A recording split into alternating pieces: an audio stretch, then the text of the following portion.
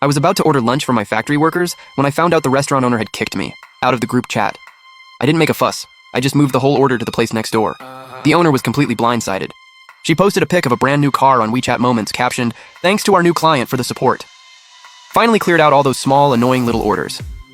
My 130 plus workers' daily lunch. In her eyes was just a small, annoying little order. I laughed it off, said nothing, and took our year-long order worth hundreds of thousands and handed it straight to the new restaurant next door. Word got around that her big new client bailed, and she started standing at the door every day, watching the neighbor's business boom. Regret hitting different. 11 a.m., time to order lunch for the crew again. I grabbed my phone and tapped on the WeChat group I'd had pinned for nearly 2 years. Same 3 dishes today, 130 servings, delivered to the usual spot. I typed it all out. Hit send! And a red exclamation mark popped up. Failed to send.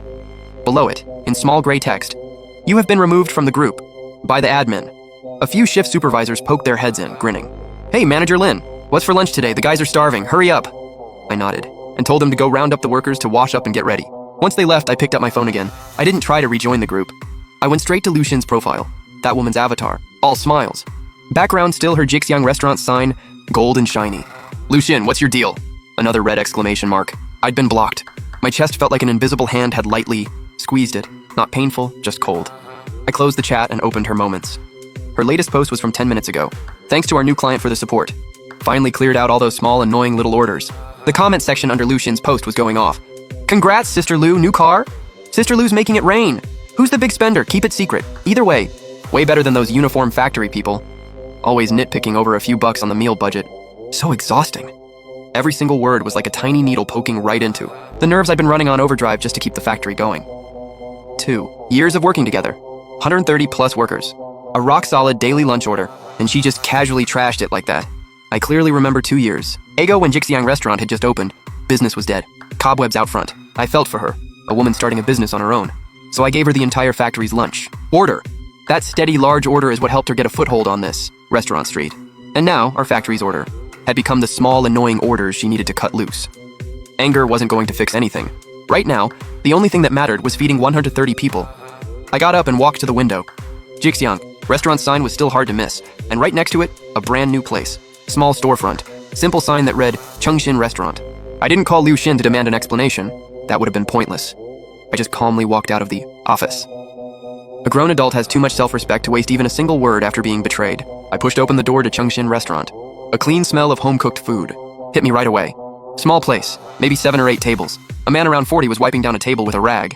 He had on a chef's coat so washed out it had gone pale. When he saw me walk in, he straightened up, gave a simple, honest smile. "Hey there, eating in? We just opened, come on in." I looked around. Floors so clean you could see your reflection, tables and chairs all lined up perfectly. The details tell you everything about a person. I felt confident. "Hey, I'm Lin Feng, from the clothing factory next door. Can you handle 130 boxed lunches as fast as possible?" My question froze him solid. He repeated the number back, voice actually trembling. 130 servings? That's way too many. My kitchen supplies might not be enough." His honesty was exactly what I expected. I nodded, no disappointment at all. "Show me the kitchen. If hygiene checks out, make however many servings you can today. I'll figure out the rest." The kitchen was small too, but the stove was spotless, not a trace of grease. All the cookware and dishes, sorted and organized, everything in its place. Way cleaner than Jixiang Restaurant's kitchen. Not even close. "All right, Mr. Wang. Deal. Work with what you've got. Use your best quality standard. Money is not an issue." Wang Cheng's face went red with excitement, both hands rubbing together on his apron. He kept promising, "Manager Lin, don't worry. I'll make sure the workers eat well. I'll have my wife go get groceries right now." I was about to nod when, out of the corner of my eye, I caught Lu Xin through Jixiang Restaurant's window next door, arms crossed, smirking at us.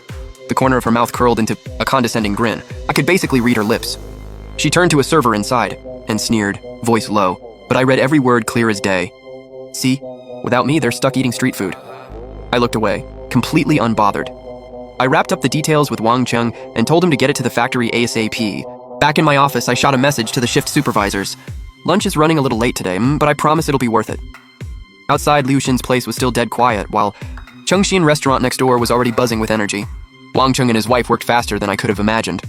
A little over an hour later, a small 3-wheeler pulled up at the factory gate, stacked with neat, perfectly lined insulated food containers. Both of them, drenched in sweat, started unloading. The workers had already heard the news and were waiting in the cafeteria, craning their necks. When the lids came off, the cafeteria just erupted. 4 dishes and a soup, Way better than anything before.